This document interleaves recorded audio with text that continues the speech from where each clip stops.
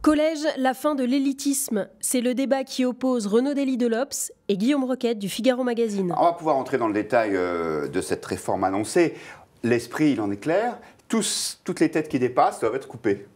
Donc vous avez aujourd'hui à peu près 16% des élèves de collège qui sont dans des classes bilingues. On va les supprimer. Vous avez à peu près 20% des élèves qui choisissent une langue morte, en général le latin. C'est une option qui va être tellement transformée qu'elle va être supprimée de fait. Pour faire court, aujourd'hui, on apprend les déclinaisons. Demain, on lira Astérix, c'est la civilisation latine. C'est pas exactement la même valeur ajoutée. Il y a là-dedans un esprit qui est clair. C'est vrai que c'était pour faire court. Hein. Déclinaison Astérix, vous avez raison de préciser que c'était pour faire court. Il y a là-dedans une volonté qui consiste à dire, puisqu'il y a un grand nombre d'élèves qui ne réussissent pas au collège, on va faire en sorte que personne ne puisse réussir. C'est presque ça. C'est-à-dire que c'est l'égalitarisme porté à son point d'achèvement.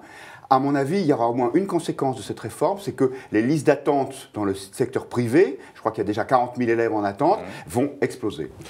Je crois que c'est la question qu'il faut se poser au départ, c'est est-ce qu'aujourd'hui le système français, le système éducatif français, est-ce qu'il est trop égalitaire ou est-ce qu'il est trop élitiste? Tous les classements européens démontrent que le système français est le plus élitiste et le plus inégalitaire d'Europe. Et le fameux classement PISA, le fameux classement PISA l'a démontré. Le problème des niveaux aujourd'hui au collège, quel est-il? Ce n'est pas les têtes de classe qui régressent, dont le niveau baisse d'année en année. Ce n'est pas les meilleurs élèves qui sont de moins en moins bons. C'est le problème des mauvais élèves, des élèves qui sont dans la difficulté, qui décrochent. Donc il y a un écart qui se creuse. Donc qu'on prenne des mesures pour essayer de réduire cet écart me semble une logique qui n'est pas une logique anti-élitiste, mais qui est au contraire une logique anti-inégalitaire. Ensuite, il y a eu énormément de contre-vérités qui ont été balancées ces derniers jours de façon assez caricaturale sur cette réforme. Sur l'histoire des classes bilingues, par exemple, la suppression des classes bilingues, aujourd'hui, on sait très bien que c'est un mode de fonctionnement qui est essentiellement pris par des parents qui choisissent d'essayer de contourner, justement, d'essayer de créer pour sortir de la spirale de l'échec. Des classes de niveau. Mais ce que je viens de vous dire, c'est que ce n'est pas les mauvais qui entraînent les bons vers la chute aujourd'hui dans le système du collège. Ce sont les mauvais élèves qu'on laisse décrocher, qu'on abandonne. Vaut-il mieux que 15% simplement d'élèves choisissent des classes bilingues tout simplement pour être dans des meilleures classes et laisser tomber les autres, ou que tout le monde ait accès dès la 5e à une deuxième langue vivante? L'accès à une deuxième langue vivante dès la 5e, ça me semble une mesure qui justement permet de monter le niveau global. Et puis par exemple, ça remet en cause totalement cette idée fantasmatique qu'il n'y aurait plus d'allemand demain, qu'il y aura de moins en moins de professeurs d'allemand et de moins en moins d'heures d'allemand au collège. C'est Jean-Marc Ayrault qui le dit, qui est professeur d'allemand. Oui, bien sûr. Jean-Marc Ayrault ne connaît rien à ce sujet. Ça n'est pas un responsable politique socialiste. Il n'a pas dit comme ça en plus. Oui, c'est comme ces pseudo-intellectuels, comme les traite avec mépris Madame Vallaud-Belkacem en parlant de Pierre Nora ou de Jean-Pierre Le Goff, qui ont vu la réforme des programmes et qui disent casse-cou. Alors, qui ont vu la réforme des programmes et qui n'ont pas mis en général les pieds dans un établissement scolaire depuis 30 ans. Oui, mais et pour cause, parce qu'ils parce qu'ils n'étaient pas suffisamment pédagogistes et suffisamment probablement formatés par le système avec ce vocabulaire délirant employé par ces soi-disant experts, dont on ne reviendra même pas parce que c'est trop facile de se moquer de gens comme ça. Revenons au fond. Le fond, effectivement, c'est qu'il y a une grande partie des élèves qui décrochent. Ça pose un problème moral, qui est que c'est une forme d'injustice. Ça pose aussi un problème, comment est-ce qu'on va dire ça? Ça pose un problème d'efficacité, tout simplement. Sans se mettre sur le plan de la morale, ça prend l'efficacité de la société et même de l'économie, du bon fonctionnement de l'économie. Mais encore une fois, ce n'est pas en empêchant les bons d'être bons qu'on va rendre les mauvais bons. Qu'est-ce qu'on fait? Alors je vais vous dire, quel est l'objet de la réforme? L'objet de la réforme, c'est de dire, on va essayer de changer les choses pour que ceux qui décrochent ne décrochent plus. Du coup, on va leur donner des matières qui sont accessibles. On va par exemple développer les enseignements pratiques interdisciplinaires. Ça s'appelle EPI. Ce n'est pas un truc marginal, ça va être 20% du temps scolaire. Est-ce que vous avez vu en quoi ça consiste? Je continue. Les sujets sont les suivants. Le corps, la santé, le bien-être, la transition écologique, le développement durable. Mais le développement durable, on s'en tape. L'important, c'est que les élèves de collège qui décrochent, ils fassent davantage de français, ils fassent davantage de mathématiques pour renforcer les enseignements fondamentaux. Et ceux-là, ils vont passer à la trappe. Soyons clairs, disons les choses de façon précise.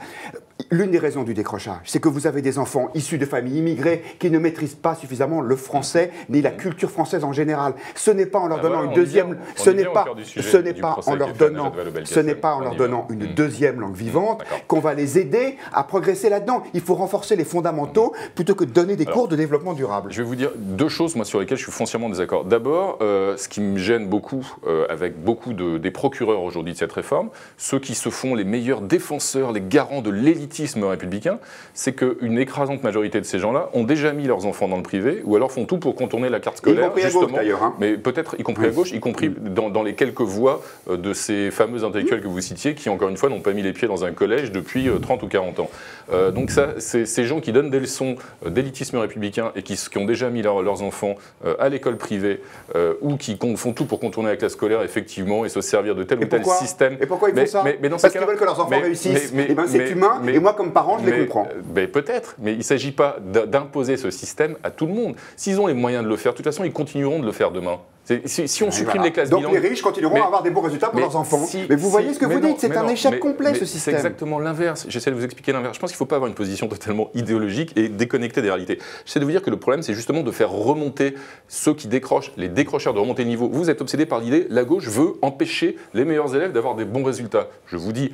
Un, c'est évidemment cette logique qui est totalement, n'a aucun rapport avec la réalité. Deux, si même c'était le cas, encore une fois, les parents de ces élèves-là contournent déjà les systèmes de ce fameux élitisme républicain dont ils se font les chantres et ils continueront de le faire demain. Donc c'est la première contre-vérité, me semble-t-il, dans ce procès absolument délirant qui est fait à cette réforme. Je pense que les défenseurs de l'élitisme républicain ne sont pas là où ils proclament l'être. Je pense qu'il y a une espèce d'escroquerie intellectuelle sur le procès qui est fait à cette réforme qui, moi, vraiment me déçoit et me surprend, tellement il est caricatural et idéologique. Et sur le fond, encore une fois, il suffit de regarder aujourd'hui comment fonctionne le système éducatif français. Si jamais l'ascenseur social fonctionnait parfaitement, si effectivement les élèves ne décrochaient pas depuis 30 ans, ça fait pas 2 ans, 2 ans et demi, 3 ans que François Hollande est au pouvoir, que le système scolaire français. Qui est-ce qui était au pouvoir pendant 10 ans avant? La droite était au pouvoir de 2002 à 2012. On a vu les résultats du classement PISA. Donc continuer de dire